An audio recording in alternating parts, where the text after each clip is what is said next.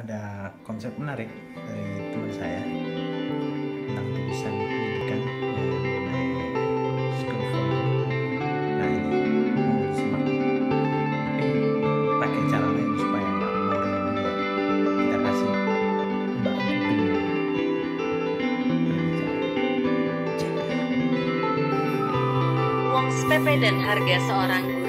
Mendengar dan membaca kisah kisruhnya SFH, School from Home, belajar daring, dalam jaringan alias online.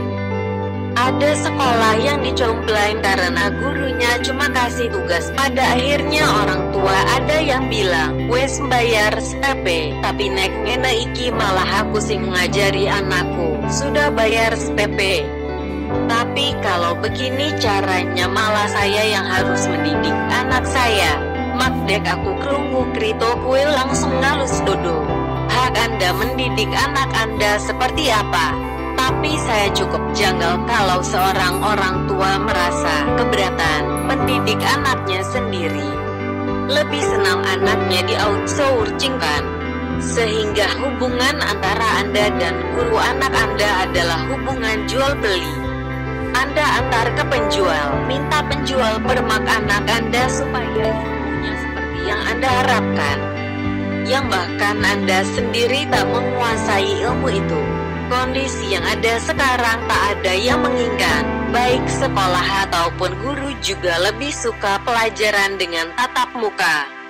Tidak sedikit beliau yang gaptek dengan teknologi dan tak siap dengan kondisi sekarang. Tapi beliau siap dengan senang hati mengajari Ananda.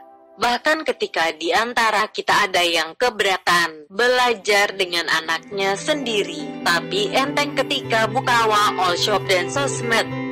Sebuah kesempatan langka sih pernah menemukan slip gaji guru swasta jatuh di jalan. Saya baca waktu itu bahkan tidak sampai setengah UMK.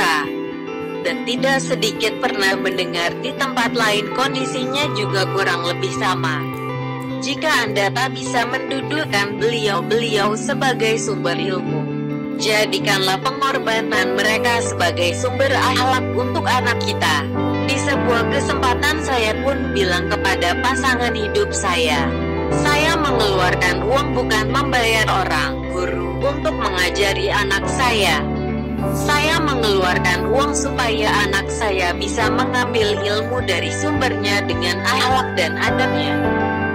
Bisa dan boleh saja salah karena mereka juga manusia. Tapi jika akhlak dan adab anak kita salah, tak akan mudah memperbaikinya. Dan setiap mengambil rapor anak, hal pertama yang saya tanyakan kepada wali kelasnya adalah adakah catatan akhlak untuk anak saya, bukan pertanyaan terkait ranking dan prestasi akademiknya. Teringat suatu ketika, Khalifah Harun al-Rasyid mengutus seseorang untuk menyampaikan pesan kepada Imam Malik. Dia meminta sang imam untuk membaca kitab Al-Muwatta, karangannya di Istana Bani Abbasiyah di Baghdad.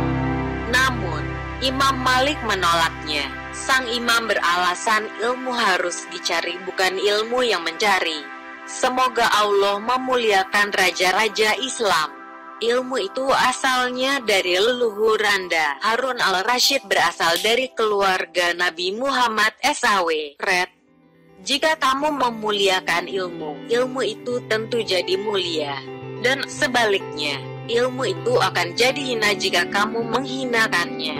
Ilmu itu haruslah dicari, bukan ilmu yang mencari penuntutnya. Jadi, ilmu harus didatangi, bukan mendatangi. Asal kita tahu, adab dan akhlak itu tidak bisa dinilai seperti matematika yang salah saat 1 + 1 sama dengan 3. Adab dan akhlak tidak bisa seperti mata kuliah yang bisa dikebut semalam saat besok ada ujian. Mendiang ayah saya berpesan, gabah jadi putih karena terkelupas saat ditumbuk alu atau bergesekan dengan gabuh yang lain. Dan manusia jadi terkelupas cara bersikapnya dengan tumbukan cobaan dan gesekan kehidupan. Hingga suatu ketika ada pertanyaan menggelitik, "Lo jarang ke sekolah, anak malah banyak main." Saya jawab, biarkan mereka main. Kapan lagi mereka punya waktu banyak main tanpa tugas sekolah? Mereka akan punya cerita kepada anak cucunya. Dulu ayah dan ibu pernah libur lama gara-gara corona. Karena toh mereka juga tak sendirian.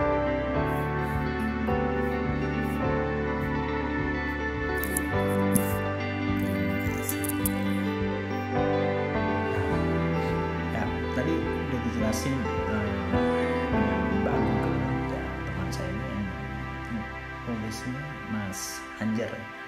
Ya, terima kasih tulisannya. Saya bikin